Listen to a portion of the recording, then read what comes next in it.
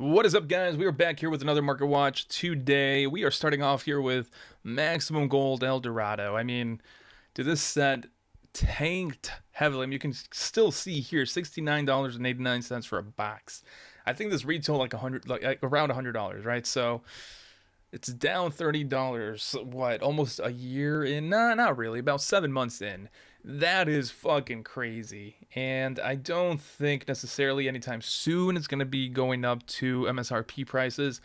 But yeah, I mean, if you guys want to snack some, I guess there's no time like the present. $68 isn't bad. And there are some nice cards in here, guys. Just because the set didn't do so well doesn't mean that there are not nice cards in here. There's actually some buyouts. 𝗦𝗨𝗣𝗣𝗢𝗥𝗧. I don't know why you guys are going for this art since I mean, I kind of understand you weebs. I get it. She's on her knees begging you please. But no, this art is what you guys should be going for because, I mean, how often does Konami redo arts, right? They don't re-release an art that often. So that's probably the only time you dweebs are going to be getting IP in that art. But whatever. What do I know, right? $14, $13. Roughly, not too bad. Could go up a little bit more since we're at 60 listings already.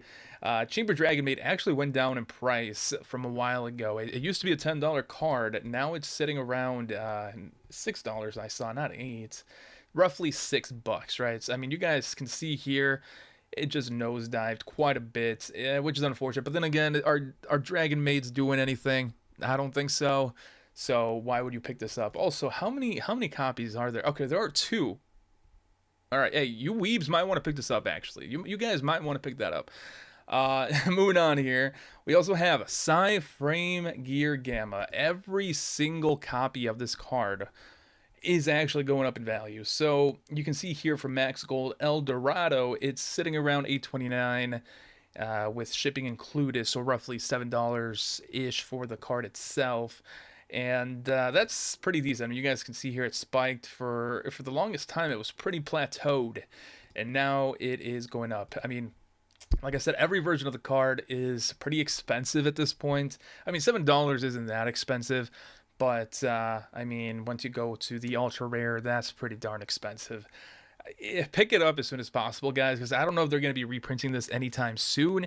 It maybe should, but then again, I kind of like I like cards being roughly $7. What I feel Konami should start doing is reprinting stuff that's more expensive. I mean, at this point, Infinite Impermanence is probably a better option of reprinting, of getting a reprint than 𝗦𝗨𝗣𝗣𝗢𝗥𝗧, if I'm going to be completely honest. Also, not a lot of decks use 𝗦𝗨𝗣𝗣𝗢𝗥𝗧, right, comparatively to Infinite Impermanence, or at least that's the way I see it. It might be that some meta deck is finally using this card currently in the TCG, and maybe that's why the buyouts are happening. But I mean, hey, if you guys don't want to sleep on it, pick it up as soon as possible, because I mean, 30 listings, as we see here, goes to like 12 really fast. People just go crazy and just buy out cards when there are really low listings. Danger Nessie kind of went down because it's getting reprinted. It's been confirmed to get reprinted. Do not buy this.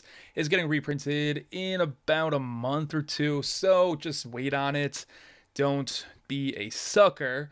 And finally, I think, because I don't see anything else here, Silent Mining, guys. This card is sleeper OP. I don't think it's going to be reprinted soon, but then again, it might be reprinted just because we got some more firewall support, Cyber's cards, etc. Right?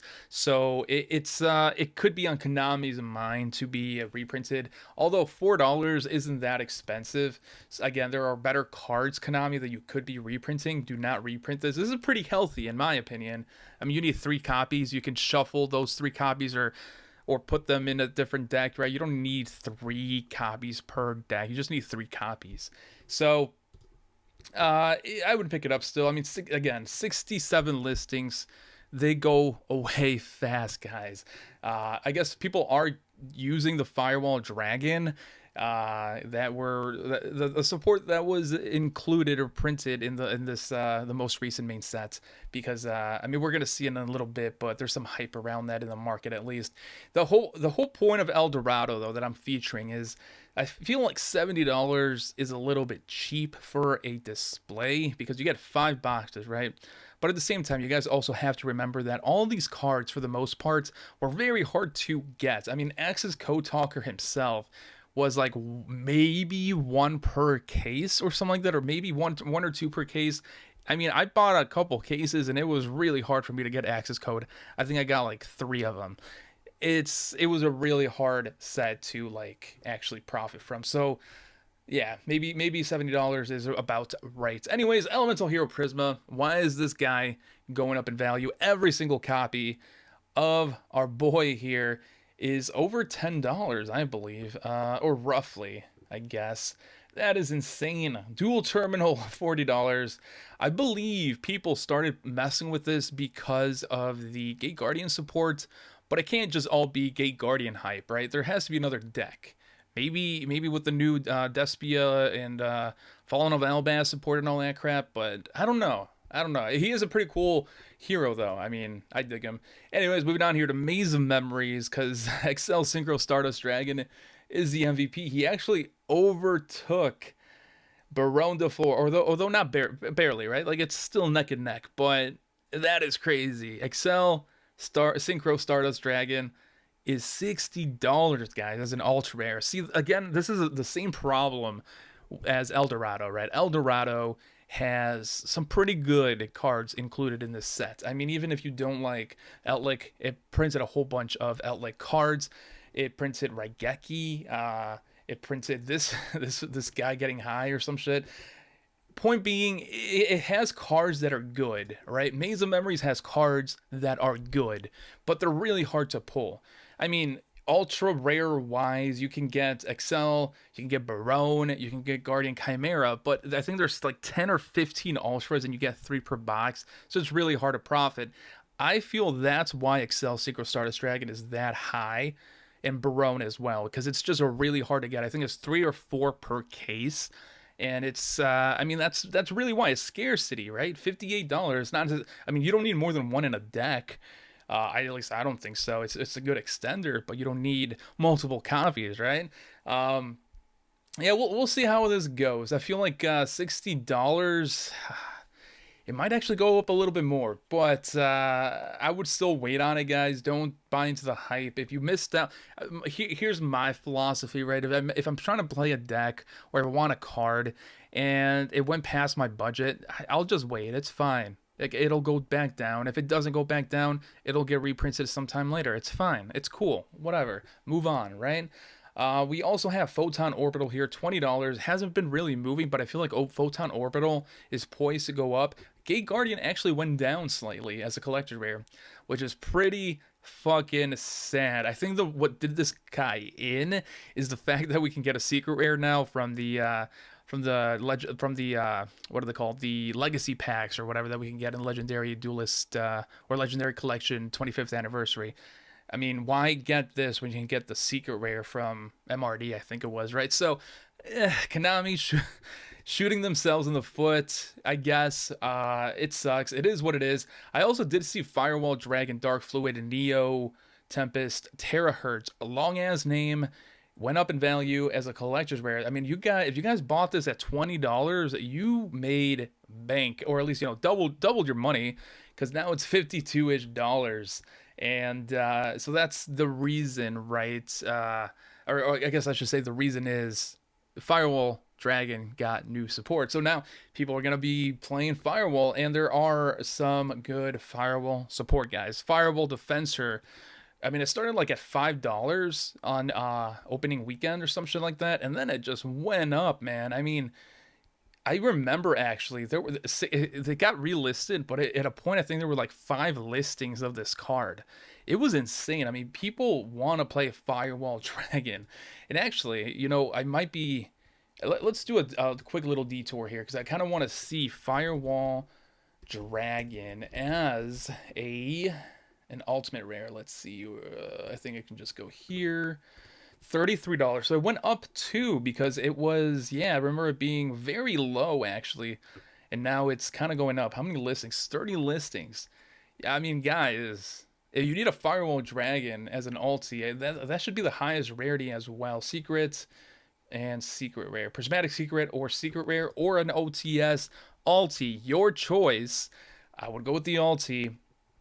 It's sitting at $34, 30 listings. Pick it up as soon as possible if you play Firewall Dragons and all that stuff. But moving back here with the Cyberstorm Axes, I think this set is kind of average, but I think average is good. I mean, Chaos Angel has been plateaued at $44. I don't think it's going to go up anymore than that. It's probably going to go down now that people are going to be buying more blisters or hitting the shelves. People are going, seeing it, buying it, opening it, etc.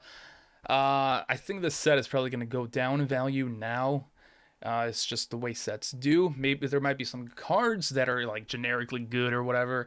They're going to go up in value. But, I mean, this is a pretty healthy set. It's not that good. I think Darkwing Blast was like the highest peak that a main set can achieve in modern Yu-Gi-Oh! I guess before that it was Rise of the Duelist. I think it was Rise of the Duelist was a pretty fucking good set as well. But this set is not going to be a Darkwing Blast. It's not going to be a Rise of the Duelist, but it's going to be like a Power of the Elements. You know, it's a pretty good set. Although I think Power of the Elements is probably better. I think it's probably better. Anyways, moving on to Power of the Elements. So why is Power of the Elements better, right? Well, it has two really good Starlights in the form of DPE and Kurikari, man. I think at every market watch I've been like eyeing these bad boys because I really do think Kurikari is going to overtake at a point DPE. I think it's going to be the most expensive Starlight in this set. They are both right now sitting at 15 listings, and DPE is like almost at $300. Let's say $300. Actually, you know what? Let's take a peek here, because is it just one list? Yeah, see, once this listing's gone, it's 300, and a smooth sailing to 400 after that one. So, yikes. Okay, so Kurikari, I mean, all the weebs want her, all the weebs can get her. Light play, near mint, it's actually 230, so it's slightly more than what's listed. I think it's slightly higher than what's listed. And I mean, you guys are kind of insane, because today is March 15th and there's already 2 people that bought it. I mean, you guys can see here the sale records, man. People are buying Kurikara, and I understand why. I mean, I understand why because it's a waifu. I don't understand why in the sense of like a meta or playability, right? But you know, I'm not that good of a duelist, so maybe I'm not gonna understand it. Besides Kurikara, though, I mean, like DPE, I think has less sales, but it is a better card. So maybe I'm wrong. Kurikari is maybe not gonna be overtaking DPE, but that's what I feel. Kurikara as a secret rare actually went up quite a bit. There were a lot more listings added as well. I think the listings went down like sub 30, and now they're at 81 listings. So I mean, it's kind of healthy again. And since the reprints are around the corner, I would say probably get rid of it. I got rid of my copies at $40. So I honestly think you guys should be getting rid of these copies, because they're getting reprinted. Like almost 100% they're confirmed that they're going to get reprinted, right? And Kurikara as a Starlight, probably don't get rid of it just because of the collectability. But I mean, Power of the Elements is a pretty strong set that I don't think Cyberstorm Axis is going to reach, right? I mean, besides the Firewall stuff and the Despia stuff, there's not really much going on. And I'm grouping Despia along with like Fallen of Albaz and Bastille and all that stuff, because it's kind of all connected, right? So it's an all right set. It's an all right set. That's all I can say. Probably gonna go downhill from here, so watch out. But it's an all right set. All right, guys. I will catch you guys in the next one.